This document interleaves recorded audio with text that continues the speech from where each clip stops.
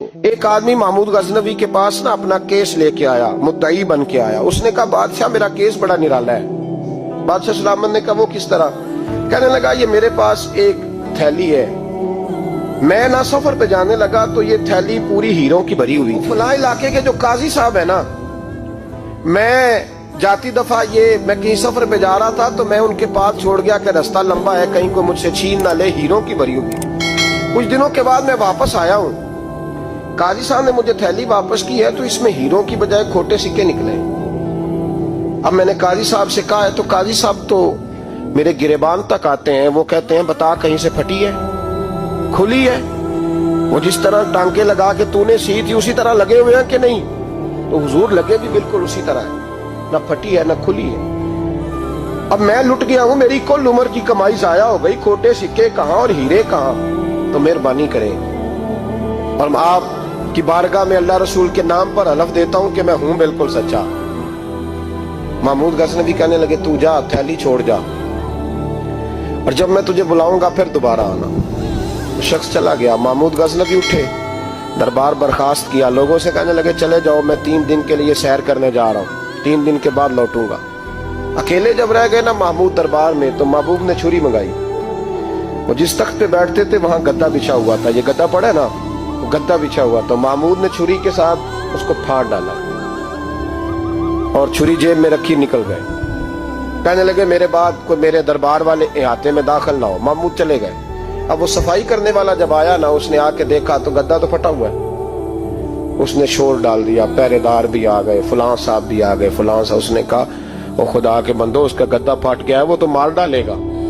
اس نے کہا تھا سوائے صفائی اور نگرانی والے کے دوسرا آئے کوئی نہ، اور یہاں آیا بھی کوئی نہیں، پہلے دن ہی پھٹا ہوا ہے تو لٹکا دے گا سب کو، کیا کریں؟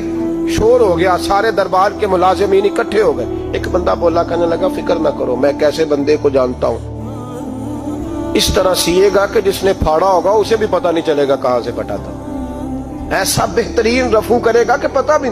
اس نے کہا یار ہم سارے 1 مہینے کی تنخواہ دیتے ہیں، تو بندہ بلا۔ وہ بلا لیا اس کو، اس کا نام محمد رفو گر تھا۔ وہ آیا، اس کو گدا دکھایا، اس کا یار اس طرح سینہ پتہ نہ چلے۔ اس نے کہا فکر ہی نہ کرو، میں بڑا کاریگر ہوں۔ بڑے بڑے کاریگر لوگ نہیں ہمارے ملک میں پائے جاتے، کوئی نشان چھوڑتے ہیں پیچھے بڑے۔ احمد رفو گر کہنے لگا اس طرح سیوں گا کہ پھاڑنے والے کو بھی پتہ نہیں ہوگا، پیسے لے یار تو سی دے۔ اس نے سی دی، اگلے شام ہی لا کے بچھا دیا گدا۔ تیسرے دن بادشاہ سلامت آئے، آ کے پہلی نظر گدے پہ ڈالی۔ اس نے بلایا سب ملازمین کو، کہا کس نے سیا ہے؟ کہا جناب کیا ہوا؟ کہا یہ پھٹا ہوا تھا۔ کس نے؟ کہا نہیں پھٹا ہی نہیں۔ وہ کہنے لگے بنو بات، میں خود پھاڑ کے گیا تھا، تو بتاؤ صحیح سیا کس نے ہے؟ کہا جناب آپ پھاڑ کے گئے تھے تو بتایا کیوں نہیں؟ فرمانے لگے اسی لیے تو بتایا نہیں تھا کہ تم خود تحقیق کر لو، بلاؤ بتاؤ سیا کس نے۔ تو بلا لیا، احمد رفو گر آ گیا۔ اس کو جب بلا کے سامنے بادشاہ کھڑا کیا، کہا بھئی تو نے سیا ہے؟ کہنے لگا حضور آپ کے سارے ملازم کٹھے ہو کے آئے تھے، میری غلطی کوئی نہیں۔ کہا نہیں یار تو بڑا کاریگر ہے، میں نے اپنے ہاتھ سے پھاڑا تھا پر مجھے بھی نہیں پتا چل رہا کہاں سے پھٹا تھا۔ اچھا یہ بتا یہ تھیلی جو ہے یہ بھی تو نے سی تھی؟ اس نے کہا جی آپ کے خادم کا ہی کارنامہ ہے، وہ فلانے علاقے کے قاضی صاحب آئے تھے، اس میں سے ہیرے نکال کے تو کھوٹے سکے بھرے تھے، تو مجھے بھی تھوڑا سا حصہ ملا تھا۔ محمود نے سارے گواہ بھی اکٹھے کر لیے، ثبوت بھی اکٹھے کر لیے۔ پھر قاضی کو بلایا، پہلے سارے ثبوت اور گواہ کیس حل کر لیا۔ پھر ہمارے ہاں یہ حال ہوتا ہے کہ مدعی 2-3 ہفتے کے بعد خود ہی ہاتھ باندھ جاتا ہے، کہنا تسی میری جان چھڈو، مجرم پھڑو پاوے نہ پڑھو۔ وہ کہتا ہے مجھے معافی دو، میں رہا۔ ظلم ہے نا، ظلم زیادتی ہے کہ جو بیچارہ اتنے سوال مجرم سے نہیں ہوتے جتنے مدعی سے ہوتے، آپ یقین کریں اتنے سوالات ہوتے۔ سارے ثبوت اکٹھے کر کے قاضی صاحب کو بلایا، تنہائی میں لے جا کے محمود غزنوی نے کہا قاضی صاحب آپ سے غلطی ہو گئی، غریب آدمی تھا، وہ لٹ گیا ہے، اس نے تو بڑی مشکل سے کچھ ہیرے جمع کیے تھے اور اس کی کل کائنات تھی، تو آپ اس کا مال اسے دے دیں، بات ختم۔ قاضی صاحب کہنے لگے آپ مجھ پہ الزام لگا رہے ہیں، سوال ہی نہیں پیدا ہوتا، آپ میری داڑھی دیکھیں، آپ میرا اعزاز دیکھیں، دنیا جانتی ہے میں اس کا۔ قاضی صاحب انسان بھول ہی جاتا ہے، بندہ بھول جاتا ہے، غلطی ہوگی، مال نے کہا نہیں سوال۔ کہا میں تنہائی میں پوچھ رہا ہوں، میں اس وقت پوچھ رہا ہوں جب دوسرا موجود کوئی نہیں، آج توبہ کر لے، میں کچھ نہیں کہوں گا، تو میری زبان پہ اعتبار کر، تجھے پتا ہے میں جو کہتا ہوں اس پہ عمل بھی کرتا ہوں، باز آ جا۔ پر قاضی نے کہا نہیں میری غلطی کوئی نہیں، महमूद ने फिर बड़े दरबार में बुला लिया। मजमा आम में मोहलत के दिनों में जो तौबा कर ले वो बच जाते हैं, लेकिन लोग रुस्वानियों के दिनों में फिर वापस लौटते हैं अगला घर देख के, फिर हालात और तरह के हो चुके होते हैं। जब बड़े दरबार में काजी को बुलाया, भाई तू मानता है कि नहीं? उसने कहा नहीं। तो कहा बुलाओ अहमद रफूगर को। जब अहमद रफूगर आया तो बूढ़े काजी की टांगे कांपने लगी, जुमले टूटने लगे, लफ्ज जमीन पर गिरने लगे, बात सही नहीं होती, जुबान लड़खड़ाने लगी। महमूद कहने लगे, काजी मैंने तुझे कहा था वहां मान जा बात, अब बड़े दरबार में बोल। जब काजी साहब की गर्दन खुद ब खुद झुक गई तो दुनिया समझ गई।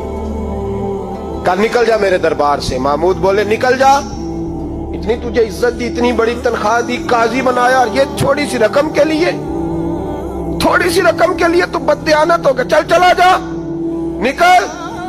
काजी दरबार से निकला तो लोग लानतें बरसाने लगे। कल जो दुकानें छोड़ के सलूट करने आते थे वो कहने लगे इसकी उम्र देखो, इसके काम देखो, देखो इसने क्या किया। घर गया, बच्चे जिनके लिए पाप कमाया था, जिन्ना ली तू पाप कमाए हुन किथे नहीं हो तेरे घर दे। वो बच्चे कहने लगे अब्बा जी हम तो स्कूल मदरसा जाने के काबिल नहीं रहे, उम्मीद थी कि बीवी साथ देगी।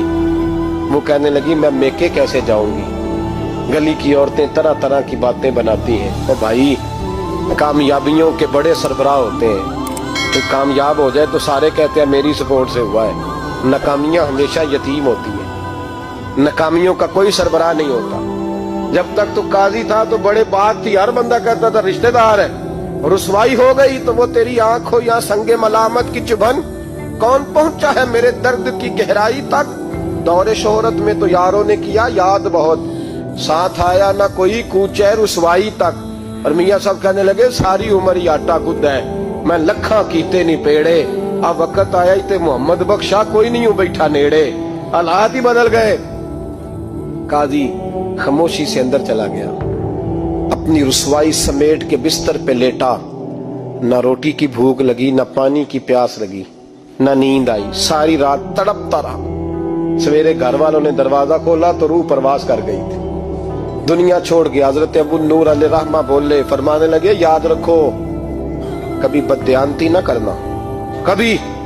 ये तो महमूद गजनवी की अदालत थी, कयामत में रब करीम की अदालत लगेगी। और फरमाया वहां तो गवाही देने वाला अहमद रफूगर था, कयामत में तो तुम्हारे अपने हाथ पैर गवाहियां देंगे, हमारा अपना वजूद गवाही देगा। और फरमाया यहाँ तो लानते दुनियादार बरसाते थे, वहां फरिश्ते होंगे। और काजी को तो मौत आ गई थी, कयामत में तो दोबारा मौत भी कोई नहीं आएगी, वहां तो रहना है और सहना है।